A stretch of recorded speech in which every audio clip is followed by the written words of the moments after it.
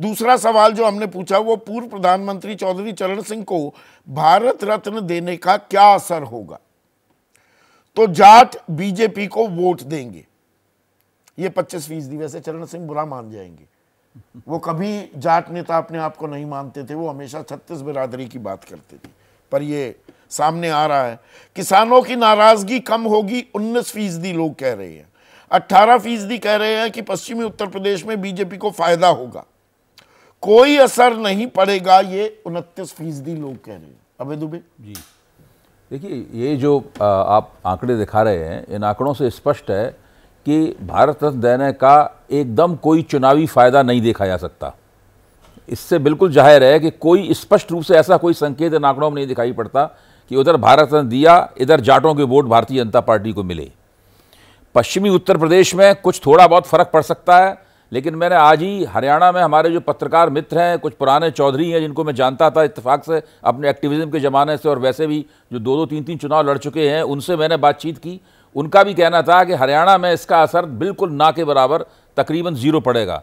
राजस्थान के जो जाट सिख हैं उनमें चरण सिंह का वैसे भी कभी असर नहीं था, वो चरण सिंह को कभी अपने नेता नहीं मानते थे, और राजस्थान पे भी उतना असर नहीं था चरण सिंह का।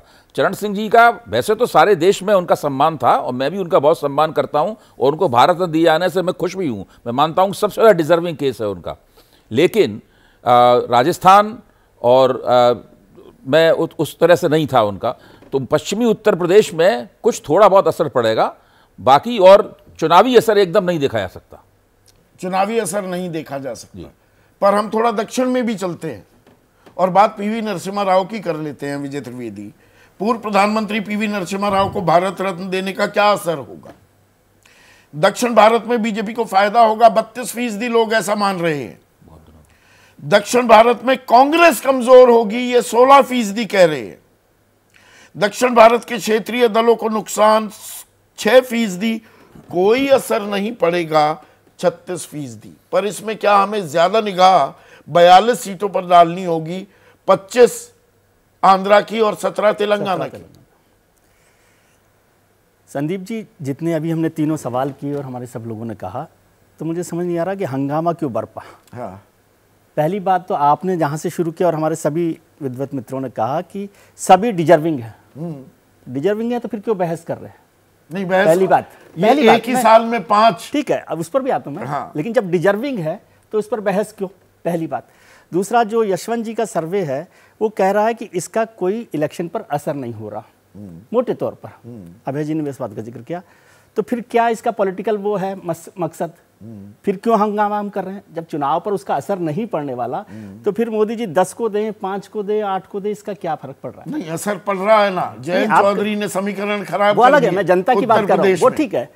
अभी आपने उसका जिक्र किया, हाँ। जयंत चौधरी पर मेरे ख्याल से तो गन पॉइंट नहीं रखा होगा भारतीय जनता पार्टी ने कि अब आप आ ही जाइए। हाँ। या नीतीश कुमार पर भी नहीं रखा होगा, और दोनों समझदार नेता। मैं उस पर नहीं जा रहा, लेकिन मैं कह रहा हूं कि एक मोटे तौर पर ये इमेज बन रही है। यशवंत जी के जो सी वोटर के सर्वे में अक्सर देखता हूं, वो चीज़ वो क्या बता रहे हैं बार बार, उनके सवाल के जो 2 ध्रुव होते हैं, जिसका यशवंत जी ने जिक्र किया, बहुत विद्वान लोग हैं, वो आपको दोनों ध्रुवों का वोट बैंक बताते हैं बार बार। 41% जब लोग कहते हैं मोदी का मास्टर स्ट्रोक है, मैं मास्टर स्ट्रोक पे नहीं जा रहा, लेकिन वो 41% वो लोग हैं जो बीजेपी के साथ खड़े हुए दिखाई देते हैं। और जो लोग 30% लोग कहते हैं अवार्ड का सियासी इस्तेमाल किया गया, तो वो लोग एंटी मोदी की साइड में खड़े हुए। ये इसका पॉलिटिकल मायने है, ठीक है। अब चौधरी चरण सिंह साहब की बात की जा रही है, चौधरी चरण सिंह साहब से कितना फायदा होगा? देखिए, बात इतनी भी सरल नहीं है कि भाई हंगामा क्यों है बरपा। आपका फेयर पॉइंट है। जैसे ही घड़ी का काटा दोपहर 2:30 पे आए, बबीता जी का दिल सास बहू साजिश के लिए मचल जाए। और ये है इनकी बहू, पूरे दिन ऑफिस की टेंशन हो जाए गॉन जब ये करें अपना फेवरेट शो फ्री टाइम पे ऑन। इनकी तरह आप भी देखें अपना फेवरेट शो अपने टाइम पर, और डाउनलोड कीजिए एबीपी लाइव ऐप अपने स्मार्ट टीवी पर।